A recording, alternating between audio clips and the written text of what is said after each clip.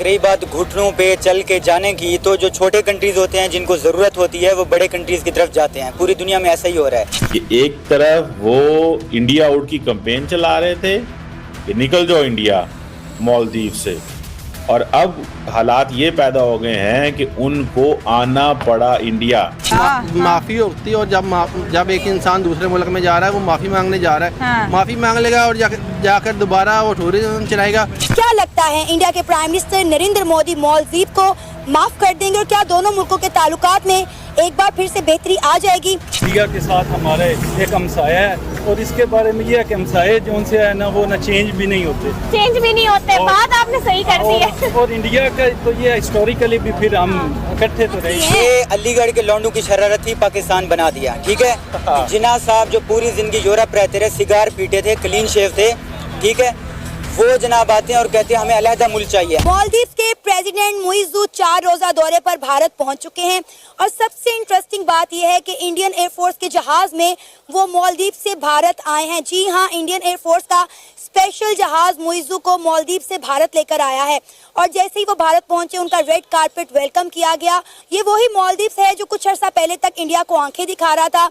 India को खड़ी खोटी सुना रहा था, और आज घुटनों के बल आ चुका है। इंडिया ने मालदीव की सारी अकड़ तोड़ दी है। मालदीव के प्रेसिडेंट मोहम्मद मुइज़्ज़ू अपने वाइफ के साथ इंडिया के स्टेट विजिट पे हैं। ये वही मोहम्मद मुइज़्ज़ू है जिन्होंने इंडिया आउट का नारा लगा और कहा कि इंडिया जो है अपने ट्रूप्स मालदीव से निकाले, लेकिन आज उनकी बहुत बड़ी स्टेटमेंट आपके सामने रखेंगे कि वो फर्स्ट प्रायोरिटी पे इंडिया को रखते हैं और इंडिया के साथ अपनी टाइज जो है रिपेयर करना चाहते हैं। ये वही मालदीव है जो कि चाइना के साथ कभी मिल के इंडिया को आंखें दिखा रहा था और आज ये माफ़ी मांगने की बात कर रहे हैं। जिस तरह इंडिया तरक्की कर रहा है और जिस हिसाब से वो अपनी इकॉनमी बेहतर कर रहा है, तो मालदीव ने ये समझा कि बेहतर यही होगा कि वो अब इंडिया के ब्लॉक में आए, वो चाइना वाला ब्लॉक छोड़ दे, क्योंकि इंडिया आप इस टाइम सबसे ज़्यादा देखें मोबाइल और गाड़ियों और गाड़ी के पार्ट सबसे ज़्यादा इंडिया बना रहा है। अच्छा, और उसकी इकॉनमी पाकिस्तान या दूसरे ममालिक चाइना की निस्बत इस टाइम इंडिया दुनिया में तीसरा मुल्क है, अमेरिका और जापान के बाद जो दुनिया में सबसे ज़्यादा गाड़ियाँ बना रहा है, और वो अपनी इकॉनमी इस तरह बेस्ट कर रहा है कि हर मुल्क की अब यही मजबूरी है कि वो इंडिया के ब्लॉक के साथ मिल जाए। के बाद इंडिया बहुत बड़ी मार्केट है,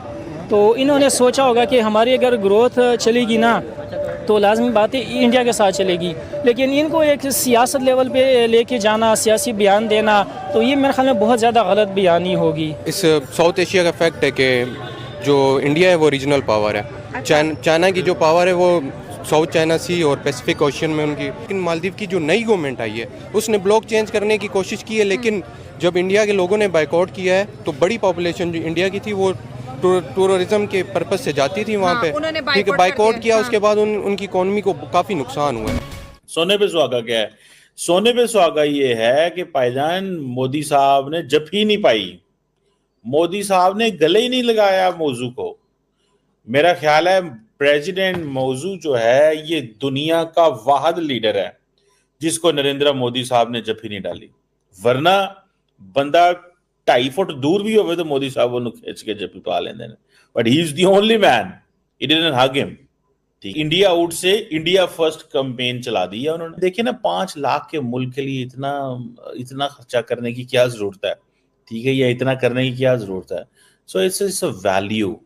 अब देखें कि मालदीव्स को जो ग्लोबल रेलिवेंस मिली, अब देखिए इंडिया इतना बड़ा प्लेयर है, इंडिया इतना बड़ा प्लेयर है कि अगर वहां से छोटा सा छोटा मुल्क भी इंडिया के खिलाफ हो जाए ना, तो वो उस मुल्क की value is not because of its own, उस मुल्क की value is because of India.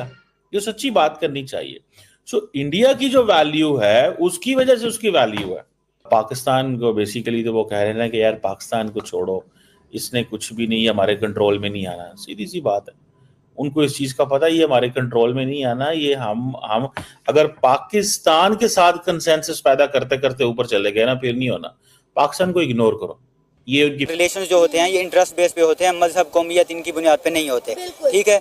तो मालदीव को चाहिए था कि इसका जवाब इमोशनल ना देते, वो देखते कि हमारी मालदीव की जो इकोनॉमी है वो टूरिस्ट बेस्ड इकोनॉमी है, और इंडिया की पॉपुलेशन जो है वो कोई 2nd नंबर पे आ गई या 1st नंबर पे आ गई है, तो वहाँ से टूरिस्ट आते हैं मालदीव में और उनका रेवेन्यू जनरेट होता है। ताल्लुकात ख़राब हो गए हैं तो उसको ठीक किया जाए।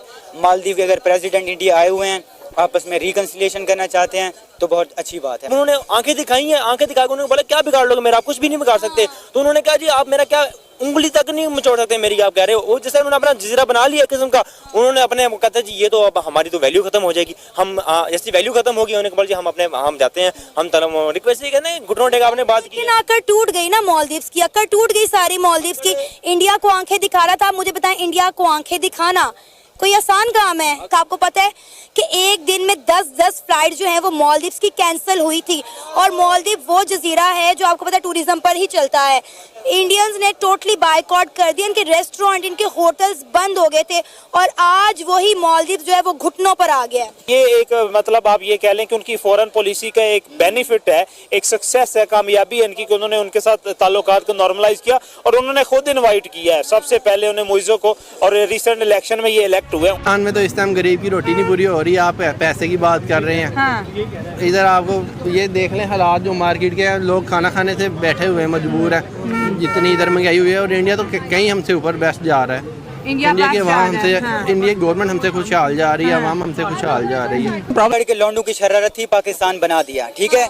जिन्ना साहब जो पूरी जिंदगी यूरोप रहते रहे, सिगार पीते थे, क्लीन शेव थे, ठीक है, वो जनाब आते हैं और कहते हैं हमें अलहदा मुल्क चाहिए। अलहदा मुल्क बना तो क्या हुआ, मुसलमान बंगाल में चले गए, बट गए, 24 करोड़ इंडिया में बट गए और जो 25-26 करोड़ 23 करोड़ यहाँ पाकिस्तान में उनका अशर देगा। अब ये देख लें कि कितने मुसलमान ऐसे हैं जो तकसीम हिंद के वक्त पाकिस्तान ही नहीं आए, उनके बावजदाद ने हिंदुस्तान में रहने का फैसला किया और आज देखें वो खुशहाल जिंदगी गुजार रहे। यकीन करें जब उनसे बात करते हैं ना, वो कहते हैं हमारे बावजदाद का बड़ा बेहतरीन फैसला था जो हम पाकिस्तान के साथ नहीं गए। ये बात है कि हजारों साल से जो हिंदू मुस्लिम इकट्ठे रह रहे थे, एक दूसरे की होली में और ईद में बिल्कुल मिलते थे, उनको अचानक आके एक बंदा बताता है कि दो कौमी नजरिया और हम इकट्ठे नहीं रह सकते, ठीक है। जो 24 करोड़ बाकी वो रह रहे हैं वो हमसे कहीं ज्यादा डेवलप्ड हैं, तो उसकी बुनियाद पे पार्टीशन होती है तो जागीरदार वडेरे, ठीक है, गोरों के जो उस टाइम पे जो मतलब एक पपेट थे, कठपुतली थे, उन लोगों ने आके पाकिस्तान को संभाल लिया। जो अशराफिया थी, जो तिजारत करने वाले लोग थे, बड़े बड़े बिजनेसमैन, पाकिस्तान बन गया, वेलफेयर स्टेट नहीं बनी। इंडिया की पॉलिसी ये है कि जो है ना पाकिस्तान के रिएक्ट नहीं करना, पाकिस्तान जैसा चल रहा है वो चलता रहे, हम अपने मुल्क को डेवलप करेंगे। आईटी में देख लें आप, बाकी काफ़ी सारी फील्ड में देख लें, वो तरक्की कर रहे हैं। पाकिस्तान अपनी मौत आप मरेगा, उनका नज़रिया यही है। जय हिंद दोस्तों, स्वागत है आपका हिंदुस्तान के दहाड़ चैनल में। तो दोस्तों, जैसे कि आपने वीडियो में देखा, आइए जानते वीडियो के बारे में। मालदीव के राष्ट्रपति मोहम्मद मुइज़्ज़ू भारत दौरे पर है। मालदीव भारत पर कई चीज़ों को लेकर निर्भर है, लेकिन भारत को भी मालदीव की बहुत ज़रूरत है। इसका चीन एंगल है जो रणनीतिक रूप से बेहद महत्वपूर्ण है। भारत के पड़ोसी द्वीप देश मालदीव के राष्ट्रपति मोहम्मद मुइज़्ज़ू रविवार को 4 दिवसीय भारत दौरे पर है। उनके इस दौरे की भारत में खूब चर्चा है क्योंकि वह भारत विरोधी रुख के साथ सत्ता में आए थे, लेकिन अब उनसे इस रुख में धीरे धीरे नरमी आ रही है। राष्ट्रपति मुइज़्ज़ू के इस दौरे में कई समझौतों पर हस्ताक्षर हुए हैं और यह भी तय हुआ कि भारत और मालदीव मुक्त व्यापार समझौते पर बातचीत शुरू करेंगे। सोमवार को प्रधानमंत्री नरेंद्र मोदी और मालदीव के राष्ट्रपति मुइज़्ज़ू के बीच द्विपक्षीय वार्ता हुई, जिसके बाद जारी एक संयुक्त बयान में कहा गया कि भारत और मालदीव के संबंध सदियों पुराने हैं और भारत और मालदीव का सबसे करीबी पड़ोसी और अच्छा दोस्त है। पीएम मोदी ने बताया कि मालदीव की ज़रूरत के हिसाब से $400 मिलियन की मुद्रा विनिमय डील पर हस्ताक्षर किए गए हैं और भारत के सहयोग से बनाए गए 700 से अधिक सोशल हाउसिंग यूनिट्स भी मालदीव को हैंड ओवर किए गए हैं। मालदीव हिंद महासागर में बसा एक छोटा सा देश है जो रणनीतिक रूप से भारत के लिए बेहद अहम है। चीन भारत के पड़ोसी देशों में आर्थिक और रणनीतिक रूप से अपना प्रभाव बढ़ता जा रहा है। मुइज़्ज़ू से पहले मालदीव के राष्ट्रपति अब्दुल्ला यामीन को भारत का समर्थक माना जाता था। उनके शासनकाल में भारत चीन को लेकर निश्चित था, लेकिन चीनी झुकाव वाले मुइज़्ज़ू के सत्ता में आने से भारत की चिंताएं बढ़ गई है। इंडो पैसिफिक क्षेत्र में चीन के बढ़ते प्रभाव को संतुलित रखने के लिए भारत को मालदीव का साथ होना बेहद जरूरी है। Retired major general doctor Anil Kumar Lal ने एक ओपिनियन ब्लॉग में लिखते हैं कि हिंद महासागर के क्षेत्रीय द्वीपों में श्रीलंका की तरह मालदीव बेहद अहम हिस्सा है। श्रीलंका के हम्बनटोटा बंदरगाह पर पहले से ही चीन का कब्जा है, इसलिए मालदीव ही एकमात्र ऐसा महत्वपूर्ण देश है जो अब तक भारत के दक्षिण पश्चिमी समुद्री क्षेत्र की रक्षा कर रहा था। लेकिन अब मालदीव जल्द ही पाकिस्तान के ग्वादर और हम्बन टोटा नौसैनिक अड्डों के बीच एक लिंक नौसैनिक अड्डा स्थापित करेगा। यह चीन के स्ट्रिंग ऑफ पर्ल्स का हिस्सा है। स्ट्रिंग ऑफ पर्ल्स भारतीय और अमेरिकी रणनीतिकारों की तरफ से दिया गया एक नाम है। एक्सपर्ट के मुताबिक चीन के स्ट्रिंग ऑफ पर्ल्स का मकसद भारत के पड़ोसी देशों में मिलिट्री बेस बनाकर समुद्र के रास्ते भारत को घेरना है। मालदीव के आसपास एलओसी वैश्विक समुद्री व्यापार के लिए बेहद अहम माना जाता है। यह भारत के लिए भी बहुत महत्वपूर्ण है क्योंकि भारत के लगभग 50% बाहरी व्यापार और 80% ऊर्जा आयात भी इसी एलओसी से होकर गुजरता है। भारत ने चीन की इस रणनीति का मुकाबला करने के लिए नेकलेस ऑफ डायमंड्स की रणनीति बनाई, जिसमें हिंद महासागर क्षेत्र खासकर भारतीय तटों के पास प्रभुत्व सुनिश्चित करने के लिए कई पहल शामिल है।